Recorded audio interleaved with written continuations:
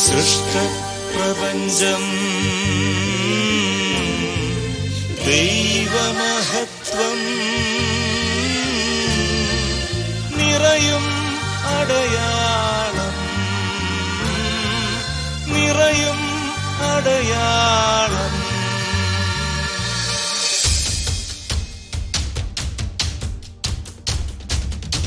പിതാവിൻ കൽപ്പനകളും യേശുവിൻ വചനങ്ങളും ആത്മാവിൻ ഫലങ്ങളും മാതാവിൻ വിശുദ്ധിയും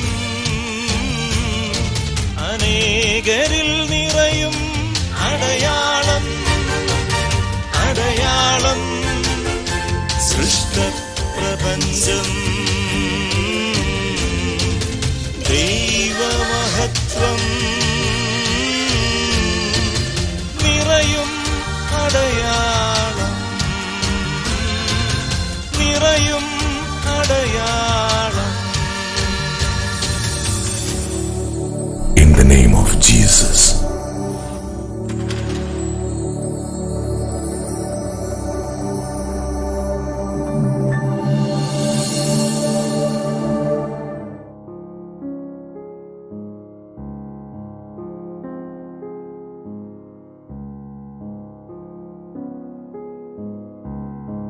സൃഷ്ടപ്രപഞ്ചം മുഴുവൻ ദൈവമക്കളുടെ വെളിപ്പെടുത്തലിനു വേണ്ടി ആകാംക്ഷയോടെ കാത്തിരിക്കുന്നു എന്ന ദൈവവചനം.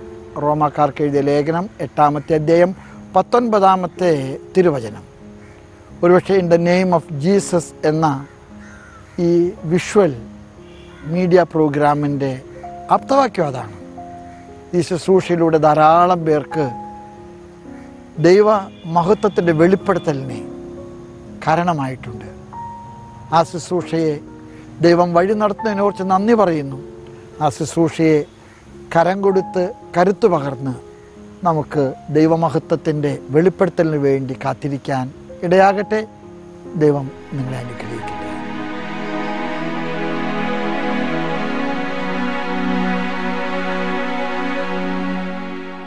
ഹല്ലേലൂയ. ദ നെയിം ഓഫ് ജീസസിലേക്ക് എല്ലാവരും സ്വാഗതം ചെയ്യുന്നു. ഇന്ന് നമ്മൾ പരിചയപ്പെടാൻ പോകുന്നത് തൃശ്ശൂർ തൃപ്രയാർ സ്വദേശി ടോണി ദേവസിയാണ്. എൻ്റെ പേര് ചെറിയത്ത് അന്തോണി ദേവസി, ഇടവക വലപ്പാട്. എനിക്കിപ്പോൾ 70 വയസ്സായി. 50 വർഷം ഞാൻ ജോലിയിലായിരുന്നു. അതിൽ 11.25 വർഷം ഇന്ത്യൻ നേവിയിൽ വിക്രാന്തിൽ ജോലി ചെയ്തിട്ടുണ്ട്. 39 വർഷം സലാല എയർപോർട്ടിൽ അവിടുത്തെ ഫയർ സേഫ്റ്റി ഓഫീസറായിട്ട് ജോലി ചെയ്യുകയായിരുന്നു. ആ സമയങ്ങളിൽ കൂടുതലായിട്ട് ശുശ്രൂഷകളാണ് എനിക്ക് സലാലയുണ്ടായിരുന്നത്. ഞാൻ അവിടുത്തെ നാഷണൽ ലെവലിൽ വർക്ക് ചെയ്തിട്ടുണ്ട്. അതുപോലെ തന്നെ അവിടുത്തെ പല രീതികളിൽ വർക്ക് ചെയ്തിട്ടുണ്ട്. പ്രധാനമായിട്ടും 24 കൊല്ലം വിശുദ്ധ കുർബാന കയ്യിലേന്തിക്കൊണ്ട് അവിടെ വിശ്വാസികൾക്ക് കൊടുക്കുവാനായിട്ടും, ഒരുപക്ഷെ ഒരു ആത്മാവിന് എൻ്റെ ചിന്തയിൽ എനിക്ക് ചിന്തിക്കാൻ പോലും പറ്റാത്തതാണ്, ഒരു പുരോഹിതന് ഒരാഴ്ചക്കാലം വിശുദ്ധ കുർബാന ദേവാലയത്തിൽ നിന്ന് എടുത്തുകൊണ്ട് പോയിട്ട് ആ പുരോഹിതൻ കിടന്നിരുന്ന ആസ്പത്രിയിലേക്ക് കൊണ്ടുകൊടുക്കുക എന്നുള്ളത്. അതും കർത്താവ് എന്നെ കൊണ്ട് ചെയ്യാനായിട്ട് അനുവദിച്ചു. ഇതിനിടയിൽ ഒത്തിരി കാര്യങ്ങളിൽ എന്നെ കർത്താവ് ഉപയോഗിക്കുകയുണ്ടായി. അത് നിങ്ങളുമായി പങ്കുവയ്ക്കുക എന്നുള്ളതാണ് ഈ സമയം കൊണ്ട് ഞാൻ ഉദ്ദേശിക്കുന്നത്. ഞാൻ ജീവിച്ചിട്ട് വലപ്പാട് പള്ളിയുടെ മുൻവശത്ത് തന്നെയാണ് എൻ്റെ വീട്. അവിടെ നിന്ന് 3ാമത്തെ വീടാണ്. അപ്പോൾ അതുകൊണ്ട് തന്നെ എൻ്റെ മാതാപിതാക്കന്മാർ വളരെ ഭക്തിയുള്ളവരായിരുന്നു. എന്നും വിശുദ്ധ കുർബാനയിലേക്ക് എന്നെ വീട്ടിൽ നിന്ന് പറഞ്ഞു വിടുമായിരുന്നു. എന്നാൽ അന്നൊക്കെ വിശുദ്ധ കുർബാനയിൽ ഒരു പക്ഷേ മാതാപിതാക്കൾക്ക് വേണ്ടിയിട്ടാണ് ഞാൻ കുർബാനയ്ക്ക് പോയിരുന്നത്. സ്വന്തം ഇഷ്ടം എന്നും പോകണമെന്നൊന്നും ഉണ്ടായിരുന്നില്ല. പക്ഷേ എന്നിരുന്നാൽ പോലും ഭക്തിയുണ്ടായിരുന്നു, വിശ്വാസമുണ്ടായിരുന്നു. അതുകൊണ്ട് തന്നെ ആൾട്ടർ ബോയ്സായിട്ടും അന്നത്തെ സോഡാലിറ്റി ആയിട്ടും എല്ലാം പ്രവർത്തിച്ചിട്ടുണ്ട്. 1965 സെപ്റ്റംബർ 4-ാം തീയതിയാണ് ഞാൻ ഇന്ത്യൻ നേവിയിൽ ചേരുന്നത്. അതിനുശേഷം 1977 മാർച്ച് 2-ാം തീയതി സലാല എയർപോർട്ടിൽ ജോലി ചെയ്തു. ജോലിക്ക് കയറി. തുടർന്ന് ഞാൻ നേരത്തെ പറഞ്ഞ വർഷം വരെ അവിടെ തന്നെയായിരുന്നു. നേവിയിലായിരുന്നപ്പോൾ എനിക്കുണ്ടായിരുന്ന ചില അനുഭവങ്ങളുമായിട്ട് എന്നെ കൂടുതൽ വിശ്വാസത്തിലേക്ക് കൊണ്ടുവന്നു. അതിൽ 2 പ്രത്യേക അനുഭവങ്ങളാണ്. ഒന്ന്, 1974 സെപ്റ്റംബർ 9-ാം തീയതി മഞ്ഞുമാതാവിൻ്റെ പള്ളിപ്പുറത്ത് നിന്ന് മീൻ പിടിക്കാൻ പോയ ലേഡി ഓഫ് സ്നോ എന്ന ബോട്ട് കാണാണ്ടായി. നേവിക്ക് അറിവ് കിട്ടി. ഞങ്ങൾ രാവിലെ, മലയാളിയായിട്ട് ഞാൻ മാത്രമാണ് ഹെലികോപ്റ്ററിലുണ്ടായിരുന്നത്. ഹെലികോപ്റ്ററിൽ ജോലി ചെയ്യുന്ന വിഞ്ച് ഓപ്പറേഷനും അതേപോലെ തന്നെ വെള്ളത്തിൽ ചാടി ആളുകളെ രക്ഷപ്പെടുത്തുക എന്നുള്ള ദൗത്യം കൂടിയാണ് എനിക്കുണ്ടായിരുന്നത്. അപ്പം ഞാൻ മലയാളിയായിട്ട് ഞാൻ മാത്രം ഉണ്ടായിരുന്നത്. അങ്ങനെ ഞങ്ങൾ ഈ ലേഡി ഓഫ് സ്നോ അന്വേഷിച്ച് പോയി. തിരുവനന്തപുരത്ത് നിന്ന് കുറച്ച് ദൂരം അകലെ വെച്ച് ഈ ബോട്ട് കണ്ടുമുട്ടി. ബോട്ട് യന്ത്രമില്ലാതെ അങ്ങ് കാറ്റത്ത് ഓടി അലയുകയായിരുന്നു. കാറ്റത്ത് ആ സമയത്ത് ഞാൻ വെള്ളത്തിലേക്ക് എടുത്ത് ചാടിയ കാരണം ബോട്ടിൻ്റെ മുകളിൽ ഹെലികോപ്റ്റർ നിർത്താൻ പറ്റില്ല. കാരണം കാറ്റ് കൊണ്ട് അത് കൂടുതൽ ആടിപ്പോവും. അങ്ങനെ ഞാൻ വെള്ളത്തിലേക്ക് ചാടി നീന്തി അവിടെയുള്ളൊരു കൈ തന്നു, എന്നെ സഹായിച്ച് ഞാൻ ബോട്ടിൽ കയറി. മലയാളത്തിൽ പറഞ്ഞു. അങ്ങനെ തന്നെ ഹെലികോപ്റ്ററിൽ നിന്ന് പൂരിയും വെള്ളവും അവർക്ക് കൊടുത്തു. അവർ 5 പേരുണ്ടായിരുന്നു. അവർ പറഞ്ഞു ഞങ്ങൾക്ക് വരണമെന്ന് പറഞ്ഞു. അപ്പോൾ എന്നോട് ഹെലികോപ്റ്ററിൻ്റെ ക്യാപ്റ്റൻ പറഞ്ഞിരുന്നു അവരാരും എടുക്കാൻ സാധിക്കില്ല, കാരണം ഞങ്ങളുടെ ഹെലികോപ്റ്ററിൽ എണ്ണ കഴിഞ്ഞു പോയിരിക്കുന്നു, എണ്ണ നിറയ്ക്കണം, അതിനുശേഷം തിരിച്ചു വരാമെന്ന്. അങ്ങനെ ഞാൻ തിരിച്ച് ഹെലികോപ്റ്ററിലേക്ക് എന്നെ അവർ പിക്കപ്പ് ചെയ്തു. തുടർന്ന് ഞങ്ങൾ തിരുവനന്തപുരത്ത് നിന്ന് ഞങ്ങൾ വേണ്ടപ്പെട്ട അധികാരികളെയും സിവിൽ അധികാരികളെയും അറിയിച്ചു. അവർ പറഞ്ഞു എന്തെന്ന്, ഞങ്ങൾ ബോട്ട് അയച്ചുകൊണ്ട് അവരെ വഹിച്ചു കൊണ്ടുപോകാമെന്ന്. പക്ഷേ കാര്യങ്ങൾ നടന്നില്ല, ഞങ്ങൾ തിരിച്ചു പോക്കളാമെന്ന് പറഞ്ഞു. പിന്നെയും ബോട്ട് കാണാണ്ടായി. കേരള നിയമസഭയിൽ വലിയ ഒരു സംവാദം ഇതിന് നടന്നു. ദിവസങ്ങൾക്ക് ശേഷം പാമ്പൻ തീരത്ത് 5 മൃതശരീരങ്ങൾ പോലെ അവർ അടിയുകയുണ്ടായി. അവരെ ആസ്പത്രിയിൽ കൊണ്ടുപോയി. ബോധം വന്നപ്പോൾ അവർ പറഞ്ഞു മാലാഖയെ പോലെ ഞങ്ങൾക്ക് ഹെലികോപ്റ്ററിൽ വന്ന് അപ്പവും വെള്ളം തന്നു പോയി, അതുകൊണ്ടാണ് ഞങ്ങൾ ജീവിക്കുന്നത്. അതേ ദൈവത്തിന് നന്ദി പറയുകയാണ്. Praise the Lord. കാരണം അങ്ങനെ അതിലൊരു ഉപകരണമായി തീരുവാനായിട്ട് എന്നെ അനുവദിച്ചു. തുടർന്ന് എൻ്റെ ജീവിതത്തിൽ തന്നെ മറ്റൊരു കാര്യമുണ്ടായി. ഈ 74 കാലഘട്ടങ്ങളിൽ തന്നെ INS വിക്രാന്തിലായിരുന്നപ്പോൾ നേവിയുടെ പ്രധാന ഉദ്യോഗസ്ഥൻ വന്ന് ചീഫ് ഓഫ് നേവൽ സ്റ്റാഫ് വന്ന് എങ്ങനെയാണ് ഞങ്ങളുടെ പ്രിപ്പയർനെസ്, റെഡിനെസ് എന്ന് കാണാനായിട്ട് വന്നിരിക്കുന്ന സമയത്ത് എന്നോട് പറഞ്ഞു വെള്ളത്തിൽ ചാടിക്കൊണ്ട് ഒരു സഹായം അഭ്യർത്ഥിച്ചുകൊണ്ട് കൈയും കാലിട്ടടിച്ച് രക്ഷയ്ക്ക് വേണ്ടി വിളിക്കുക, ഞങ്ങൾ ഹെലികോപ്റ്ററിൽ പറന്നു വന്നുകൊണ്ട് നിന്നെ പിക്കപ്പ് ചെയ്ത് കൊള്ളാം. എന്നാൽ അന്ന് സംഭവിച്ചത് ഇതായിരുന്നു.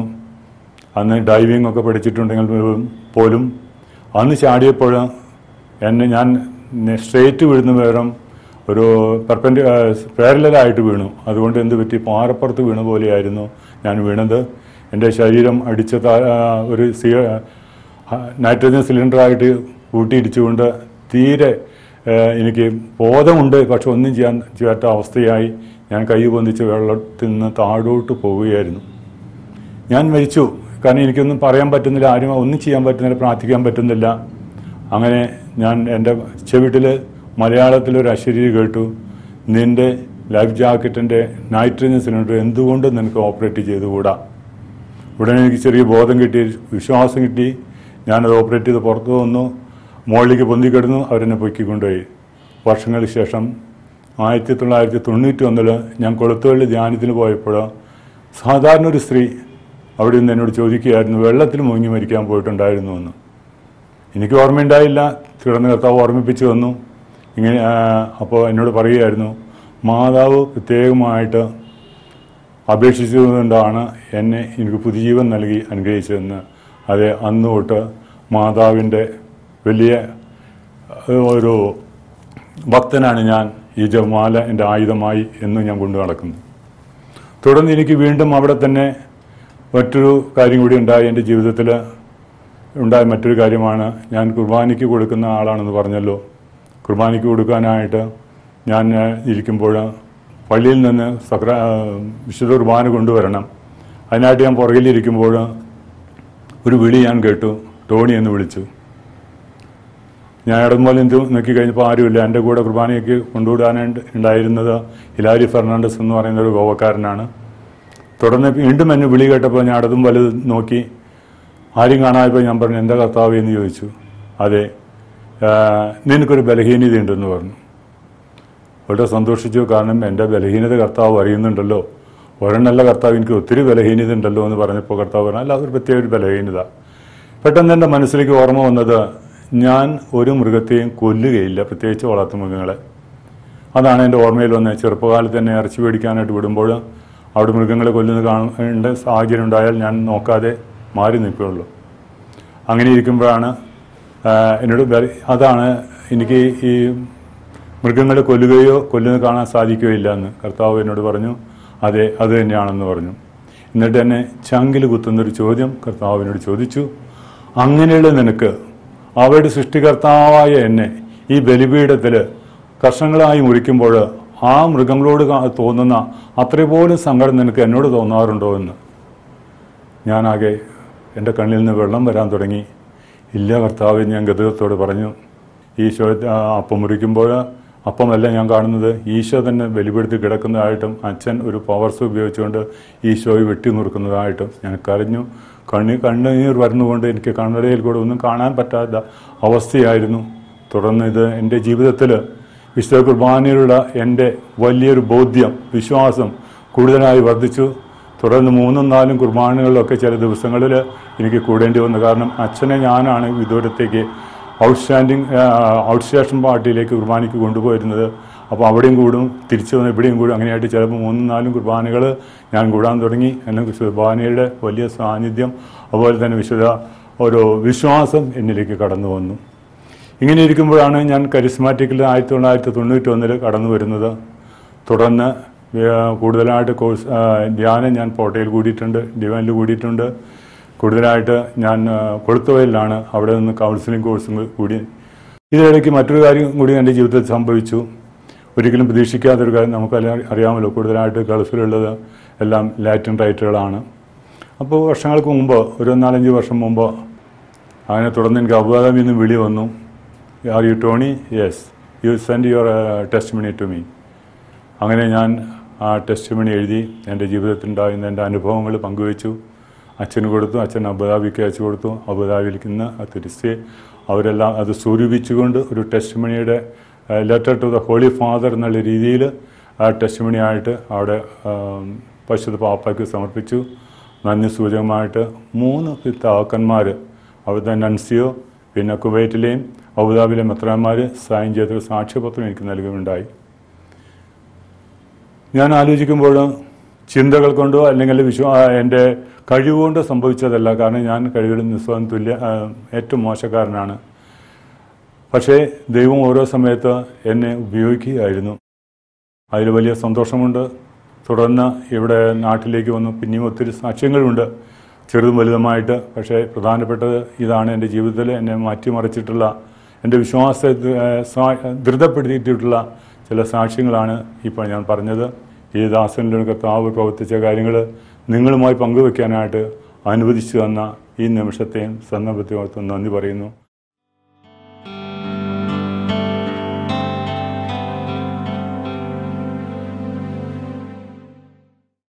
സഹോദരങ്ങളെ, കർത്താവിൻ്റെ ശുശ്രൂഷകളിൽ ഏറ്റവും പ്രധാനപ്പെട്ട ശുശ്രൂഷകളിൽ ഒന്നാണ് കണ്ടെത്തി രക്ഷയിലേക്ക് നയിക്കുക എന്നുള്ള വലിയൊരു ശുശ്രൂഷ. ജീവിതത്തിൻ്റെ തകർച്ചകളിലും വേദനകളിലും കഴിയുന്ന, അന്ധകാരത്തിൻ്റെ പാപത്തിൻ്റെ മേഖലയിൽ കഴിയുന്ന ദൈവജനത്തെ രക്ഷയിലേക്ക് നയിക്കുന്ന വലിയൊരു ശുശ്രൂഷയാണ് തമ്പുരാൻ്റേത്. ഇങ്ങനൊരു ശുശ്രൂഷ നടത്തുന്ന ഒരു സഹോദരൻ, ടോണി സഹോദരൻ, ഏകദേശം 11 വർഷത്തോളം നേവിയിൽ ശുശ്രൂഷ ചെയ്ത്, 39 വർഷത്തോളം ഗൾഫിൽ ജോലി ചെയ്ത്, ലേ മിനിസ്റ്ററായിട്ട് ജോലി ചെയ്ത് പ്രവർത്തിച്ച് കർത്താവിന് വേണ്ടി ശുശ്രൂഷ ചെയ്ത ഒരു വ്യക്തിയെ നിങ്ങളുടെ മുമ്പിൽ പരിചയപ്പെടുത്തുകയാണ്.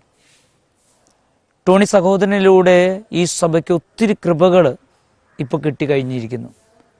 വിശുദ്ധ കുർബാനയുടെ വലിയൊരു അനുഭവം അദ്ദേഹം പറയുന്ന ഇപ്രകാരമാണ്: വിശുദ്ധ കുർബാന എന്ന് പറയുന്നത് to hear the voice of God, ദൈവശബ്ദത്തെ തിരിച്ചറിയാനുള്ള ഒരു വേദിയാണ് വിശുദ്ധ കുർബാന.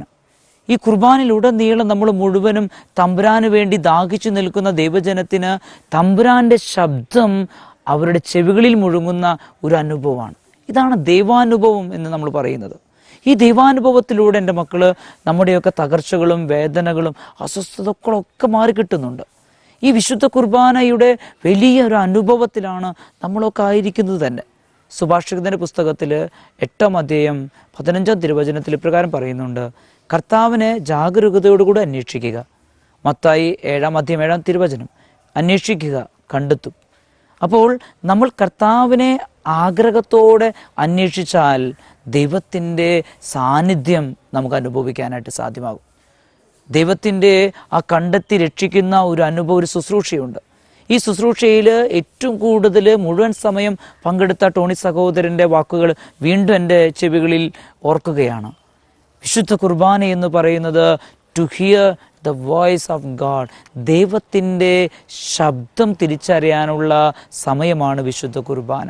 എൻ്റെ പ്രിയ മക്കളെ, വിശുദ്ധ കുർബാനയിലൂടെ ദൈവത്തിൻ്റെ വലിയ അനുഗ്രഹങ്ങൾ ഈ സമൂഹത്തിന്, ഈ ലോകത്തിന് ലഭിച്ചു കഴിഞ്ഞിട്ടുണ്ട്.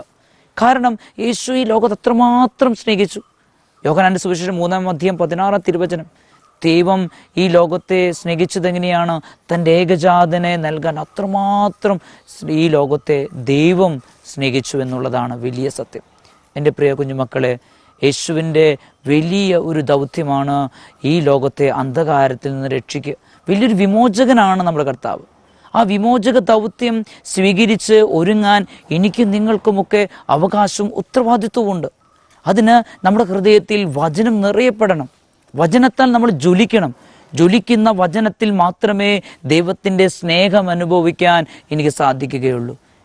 മറ്റുള്ളവരെ പാപത്തിലേക്ക് നയിക്കാതെ, മറ്റുള്ളവരെ പാപത്തിൽ വീണിരിക്കുന്ന സമൂഹത്തെ മുഴുവനും ദൈവാനുഭവത്തിലേക്ക് കൊണ്ടെത്തിക്കാനുള്ള വലിയ ഉത്തരവാദിത്വം ഈ വൈദികർക്ക് മാത്രമല്ല, ഈ ലോകത്തിലുള്ള സന്യസ്തർക്കും ആത്മായ പ്രേക്ഷിതർക്കും എല്ലാവർക്കുമുണ്ട്. നമ്മൾ ഒരുമിച്ച് പ്രവർത്തിക്കുമ്പോൾ ആ ശുശ്രൂഷയുടെ അനുഭവം ഈ ദൈവജനത്തിന് നൽകപ്പെടുകയാണ്. എൻ്റെ മക്കളെ, കർത്താവിൻ്റെ സ്നേഹം എന്ന് പറയുന്നത് വലിയൊരു അനുഗ്രഹമാണ് നമുക്ക്, വലിയ സ്നേഹമാണ് നമുക്ക്. അപ്പം വർദ്ധിപ്പിക്കുന്ന സമയത്ത് കർത്താവ് വെളിപ്പെടുത്തുന്ന ഒരു അനുകമ്പയുണ്ട്. സഖ്യബോസിന് ഉണ്ടായ ഒരു ആഗ്രഹമുണ്ട്, കർത്താവിനെ കാണണം, കർത്താവിനെ അനുഭവിക്കണമെന്നുള്ള വലിയൊരു ആഗ്രഹമുണ്ടായിരുന്നു. ഈ ആഗ്രഹം തന്നെയാണ് കർത്താവിനെ അവൻ്റെ കുടുംബത്തിലേക്ക് നയിച്ചത്. ഇതുപോലുള്ള ഒരു ആഗ്രഹം, വിശുദ്ധ കുർബാനയോടുള്ള ഒരു ആഗ്രഹം, കർത്താവ് തന്നെ ശൂന്യവൽക്കരിക്കപ്പെട്ടതിൻ്റെ ആഘോഷമാണ് വിശുദ്ധ കുർബാന. അവൻ്റെ ജീവിതത്തിൽ അവൻ എല്ലാവരെയും സ്നേഹിച്ചു. നാളെ വെറുക്കപ്പെടാൻ പോകുന്ന, അവന് ക്രൂശിക്കുക എന്ന് പറയാൻ പോകുന്നവരുടെ സമൂഹത്തിൽ നിന്നുകൊണ്ട് തന്നെയാണ് എൻ്റെ യേശു ക്രിസ്തു അവരെയൊക്കെ സൗഖ്യപ്പെടുത്തിയത്. ഇന്നൊരു പക്ഷേ എന്നെ വെറുക്കപ്പെടും എന്ന് കരുതുന്ന സമൂഹത്തിൻ്റെ മുമ്പിൽ അവർക്ക് വേണ്ടി പ്രാർത്ഥിക്കുകയും അവർക്ക് വേണ്ടി ജീവിതം വ്യയം ചെയ്യുകയും ചെയ്യുന്ന വലിയൊരു സമൂഹമാണ് വൈദികരുടെ, സന്യസ്തരുടെ, അൽമായരുടെ സമൂഹം. എൻ്റെ പ്രിയമക്കളെ, ഈ കണ്ടെത്തി രക്ഷിക്കുന്ന ശുശ്രൂഷയിൽ പങ്കെടുക്കുന്ന ഒത്തിരി മക്കളുണ്ട്. ഈ ടോണി സഹോദരൻ ഉൾപ്പെടെയുള്ള ഒത്തിരി മക്കളുണ്ട്. ഈ ദൈവത്തിന് വേണ്ടി വേല ചെയ്യാൻ ആഗ്രഹിക്കുന്ന മക്കൾ, ദൈവത്തിന് വേണ്ടി സ്വയം ഇല്ലാതാകാൻ ആഗ്രഹിക്കുന്ന മക്കൾ, ദൈവത്തിന് വേണ്ടി ജീവൻ ത്യജിക്കാൻ സഹായിക്കുന്ന, അല്ലെങ്കിൽ അതിനുവേണ്ടി തയ്യാറായി നിൽക്കുന്ന മക്കളുണ്ട്. ഈ മക്കൾക്ക് വേണ്ടിയാണ് എൻ്റെ മക്കളെ എൻ്റെ യേശു ഇന്നിവിടെ ജീവിക്കുന്നത്. അവൻ ജീവിക്കുന്ന ദൈവത്തിൻ്റെ പുത്രനായ ക്രിസ്തുവാണ്. പത്രോസിനോട് ചോദിച്ചു, പത്രോസേ, നീ എന്നെ സ്നേഹിക്കുന്നുണ്ടോ? 3 പ്രാവശ്യം ചോദിച്ചപ്പോൾ അതിനർത്ഥ തലങ്ങളിലേക്ക് അവൻ പോകുകയാണ്. ഇത് സാധാരണ ഒരു ഉത്തരമല്ല. ഞാൻ നിന്നെ സ്നേഹിക്കുന്നു എന്ന് പറയുന്ന സാധാരണമായ ഒരു ഉത്തരമല്ല ദൈവത്തിന് വേണ്ടത്. അതിനപ്പുറത്ത് ഹൃദയം മുഴുവനും, ഹൃദയത്തിൽ നിറഞ്ഞു, വചനം മുഴുവനും ഹൃദയത്തിൽ നിറഞ്ഞിട്ടുള്ള ഒരു ഉത്തരമാണ്. വിധക്കാരൻ്റെ ഉപമയിൽ നമ്മൾ 4 സ്ഥലങ്ങളെക്കുറിച്ച് കേൾക്കുന്നുണ്ട്. വിത്ത് സെയിമാണ്, വിത്ത് 4 നിലങ്ങളിലും വീഴുന്നത് ഒരേപോലെയാണ്. പക്ഷേ വളരുന്നത് 4-ാം സ്ഥലത്ത് ഏറ്റവും ഫലപുഷ്ടയായ മണ്ണിൽ വിത്ത് വിതയ്ക്കുമ്പോൾ അത് 100 മേനി ഫലങ്ങൾ പുറപ്പെടുവിക്കും. പക്ഷേ ജീവിതത്തിൽ 4-ാമത്തെ സ്ഥലങ്ങളിൽ നമ്മൾ ഹൃദയം പാകമാക്കി ദൈവവചനം സ്വീകരിക്കാനായിട്ട് ഒരുങ്ങി നിൽക്കുമ്പോഴും ഒന്ന് ശ്രദ്ധിക്കണം എൻ്റെ മക്കളെ, അവിടെ പ്രലോഭനങ്ങൾ കടന്നു വരും. കുറേ ദിവസങ്ങൾ കഴിയും, ധ്യാനം കൂടി വലിയ നവീകരണത്തിലേക്ക് വന്നിരിക്കുന്ന മക്കൾ 1-2 ദിവസങ്ങൾ കഴിയുമ്പോൾ അതിൻ്റെ ആഗ്രഹങ്ങൾ കുറഞ്ഞു വരുന്നതിൻ്റെ അർത്ഥം ഇതാണ്. ഇത് ശ്രദ്ധിക്കണം എൻ്റെ മക്കളെ. ആ 4 സ്ഥലത്ത്, ആ നിലത്ത് നമ്മൾ പാകമാക്കിയ ഹൃദയത്തോടു കൂടെ ദൈവവചനം സ്വീകരിക്കാൻ ഒരുങ്ങി നിൽക്കുകയാണ്. പക്ഷേ അവിടേക്ക് വീണ്ടും പാറക്കെട്ടുകൾ കടന്നു വരും, മുൾച്ചെടികൾ കടന്നു വരും, അതുപോലെ വഴിയരികിൽ ഉറച്ച മണ്ണായിട്ട് കടന്നു വരും. അപ്പോഴൊക്കെ നമ്മൾ പോയി കുമ്പസാരിച്ച് വിശുദ്ധ കുർബാന സ്വീകരിക്കാൻ സാധിച്ചാൽ അത് തന്നെയാണ് ദൈവമഹത്വത്തിൻ്റെ വലിയ കൃപ എന്ന് പറയുന്നത്. എൻ്റെ മക്കളെ, ഇന്നത് കേൾക്കുന്ന എല്ലാവരും ഒറ്റ കാര്യം മനസ്സിലാക്കുക. ജീവിതത്തിൽ തുറക്കപ്പെടുന്ന അനുഭവം ഉണ്ടെങ്കിലേ മറ്റുള്ളവരുടെ വേദനകളെ കാണാനും അനുഭവിക്കാനും സാധ്യമാകൂ. അല്ലെങ്കിൽ മറ്റുള്ളവരുടെ വേദന എൻ്റെ വേദനയായിട്ട് മാറുകയില്ല. യേശു ക്രിസ്തു ചെയ്തത് എന്താണെന്നറിയോ മക്കളെ? അവൻ്റെ വേദന മറ്റുള്ളവരുടെ വേദന അവൻ്റെ വേദനയാക്കി, അവൻ്റെ വേദന മറ്റുള്ളവരുടെ സന്തോഷമാക്കി മാറ്റി. ഈ ഒരു അനുഭവത്തിലേക്ക് നമ്മൾ നയിക്കപ്പെട്ടാൽ, വലിയ വിശുദ്ധിയും സ്നേഹവും നിറയപ്പെട്ടാൽ, അവിടെ കർത്താവിൻ്റെ അനുഗ്രഹം അനുഭവിക്കും. എൻ്റെ മക്കളെ ശ്രദ്ധിക്കുക, നിങ്ങളുടെ ഹൃദയത്തെ തുറന്നാൽ, കർത്താവിനെ നിങ്ങൾ സ്പർശിച്ചാൽ അവിടെ അത്ഭുതം ഉണ്ടാകും. മറ്റുള്ളവരുടെ സ്നേഹത്തെ മനസ്സിലാക്കാൻ, മറ്റുള്ളവരുടെ ഹൃദയങ്ങളെ തൊട്ട് അനുഭവിക്കാൻ നമുക്ക് സാധ്യമാകും. അതുകൊണ്ട് തമ്പുരാൻ്റെ വലിയ ഈ തുറക്കപ്പെടുന്നൊരു എഫാത്ത അനുഭവം ഈ വചന ശുശ്രൂഷകളിലൂടെ, ഈ മാതൃകകളിലൂടെ തമ്പുരാൻ നിങ്ങൾക്ക് നൽകട്ടെ എന്ന് ആഗ്രഹിച്ച് പ്രാർത്ഥിക്കുന്നു.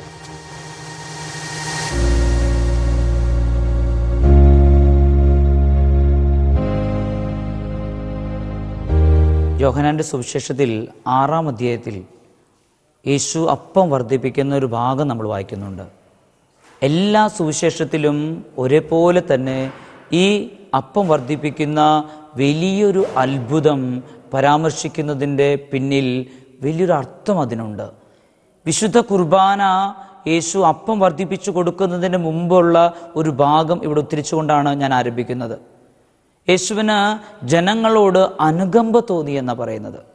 യേശുവിന് ജനങ്ങളോട് അനുകമ്പ തോന്നിയ ഉടൻ തന്നെ കർത്താവ് അപ്പം എടുത്ത് ആശീർവദിച്ച് അവർക്ക് ഭക്ഷിക്കാൻ കൊടുക്കുകയാണ്. ഇന്ന് ഇവിടെ സാക്ഷ്യത്തിനായിട്ട് നൽകിയ ടോണി ഡേവിസ് സാറുണ്ട്. ഉറപ്പായിട്ടും നേവിയിൽ പ്രവർത്തിച്ച് ഒത്തിരി പേര് അത്ഭുതകരമായി രക്ഷപ്പെടുത്താൻ അദ്ദേഹത്തിന് സാധിച്ചത് ഉറപ്പായിട്ടും ഈ വിശുദ്ധ കുർബാനയുടെ വലിയ കൃപയാണ്.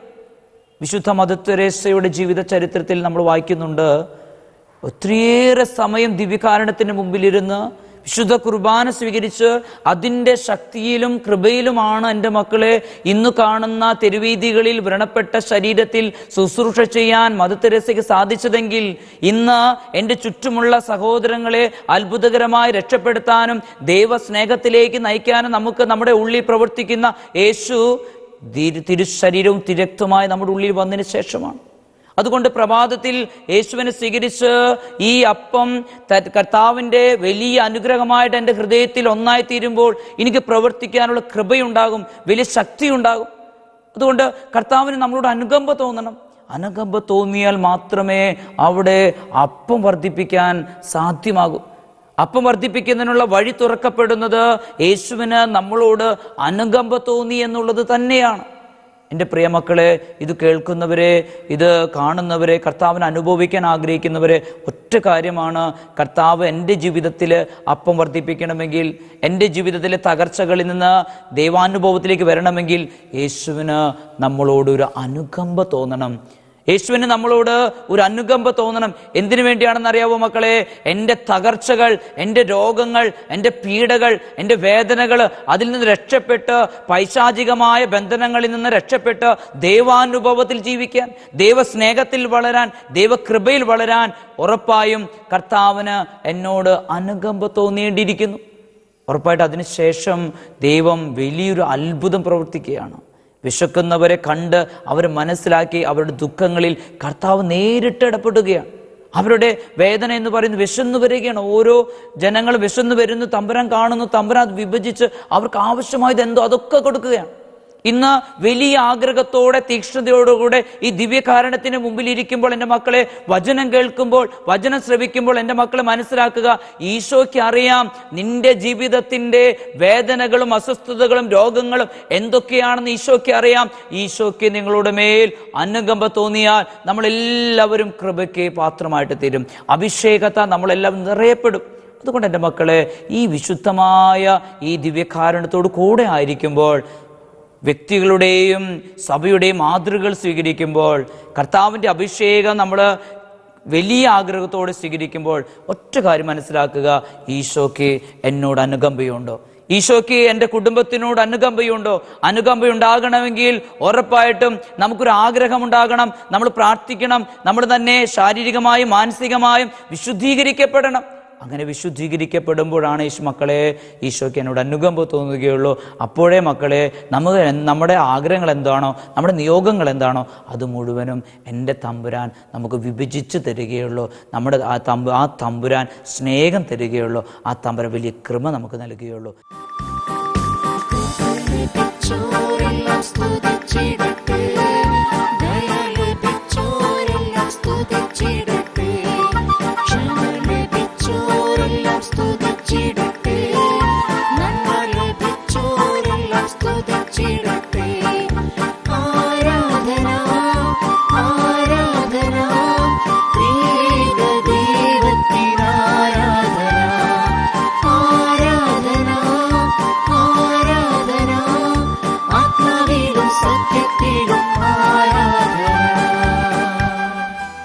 In the name of Jesus, യേശു ക്രിസ്തുവിൻ്റെ നാമത്തിൽ എന്ന മഹനീയ ശുശ്രൂഷയുടെ ഈ എപ്പിസോഡ് ഇവിടെ തീർന്നുകൊണ്ടിരിക്കുകയാണ്.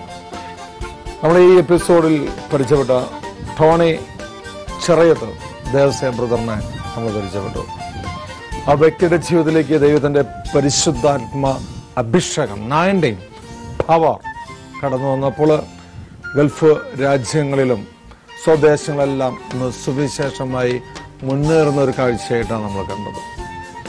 ഇനി നമ്മൾ അടുത്ത ആഴ്ച പരിചയപ്പെടാൻ പോകുന്നത് തലശ്ശേരി അതിരൂപതയിലുള്ള ജോസ് കാപ്പിൽ ബ്രദറിനെയാണ്. നമ്മൾ ഒരു കാലഘട്ടത്തിലെ 10, 30, 35, 40 വർഷങ്ങൾക്കൊക്കെ മുമ്പ് ദർശനങ്ങളെ കുറിച്ച്, വെളിപാടുകളെ കുറിച്ച്, അല്ലെങ്കിൽ വരങ്ങളുടെ വ്യാഖ്യാനങ്ങളൊക്കെ കുറിച്ച് ആധികാരികമായി ദൈവത്തിന്റെ പരിശുദ്ധാത്മാവ് ഉപയോഗിച്ചതും ഇന്നും ഉപയോഗിച്ചുകൊണ്ടിരിക്കുന്ന ജോസ് കാപ്പിൽ ബ്രദറിനെയാണ് നമ്മൾ അടുത്ത ആഴ്ച കാണാൻ പോകുന്നത്. നമ്മുടെ ഈ ശുശ്രൂഷ എല്ലാ വ്യാഴാഴ്ചയും വെള്ളിയാഴ്ചയും ഗുഡ്നസ് ചാനലിൽ കാണാൻ സാധിക്കാത്തവർ നമ്മുടെ സ്വന്തം യൂട്യൂബ് ചാനലായ ജെയിനിസ് മീഡിയ നമ്മളത് സബ്സ്ക്രൈബ് ചെയ്യുക. നമ്മുടെ എല്ലാ ശുശ്രൂഷകളും ഒപ്പം തന്നെ സഭയെക്കുറിച്ചുള്ള പുത്തൻ വാർത്തകളും നമ്മുടെ ഈ ചാനലിൽ നമുക്കത് കാണാൻ സാധിക്കും. അപ്പോൾ തന്നെ നമ്മുടെ പ്രാർത്ഥനാ നിയോഗങ്ങൾക്കും വിലയേറിയ അഭിപ്രായങ്ങളും താഴെ കാണും നമ്മളിലേക്ക് വിളിക്കാൻ മറക്കരുത്. അപ്പോൾ തന്നെ നമ്മുടെ ഗ്രൂപ്പിൻ്റെ the name of Jesus intercession for India ഗ്രൂപ്പിൻ്റെ ധ്യാനങ്ങൾ ഈ കാലഘട്ടത്തിലെ വൻ വിജയകരമായി ഓരോ പ്രദേശങ്ങളും കൺവെൻഷനുകളും ധ്യാനങ്ങളുമായി മുന്നേറിക്കൊണ്ടിരിക്കുക. ഇപ്പോൾ താമസിച്ചുകൊണ്ടുള്ള ധ്യാനം കോട്ടയം ക്രിസ്ത്യനിൽ കളത്തിപ്പടിയിൽ യേശു നാമം സൗഖ്യ ധ്യാനം എല്ലാ 2ാം വെള്ളിയാഴ്ച ആരംഭിച്ച് ഞായറാഴ്ച അവസാനിക്കുന്ന 48 മണിക്കൂർ ധ്യാനം, അത്ഭുത വിടുതലുകൾ, രോഗശാന്തി ശുശ്രൂഷകൾ, സ്പിരിച്വൽ ഷെയറിംഗ് എന്നിങ്ങനെ നമ്മൾ ഒരാഴ്ച ധ്യാനം കൂടുന്നത് 48 മണിക്കൂർ ആ ധ്യാനത്തിലെ അത് അനുഭവിച്ച അനേകം വ്യക്തികളെ സാക്ഷ്യപ്പെടുത്തുകയാണ്. നമുക്ക് ഇനി ഇതിൽ കൂടുതലായി നിങ്ങൾക്ക് അറിയണമെങ്കിൽ താഴെ കാണുന്ന നമ്മളിലേക്ക് വിളിക്കുക. അടുത്ത ആഴ്ച കണ്ടുമുട്ടുവരെ നമുക്ക് പ്രാർത്ഥിക്കാം. ആമേൻ.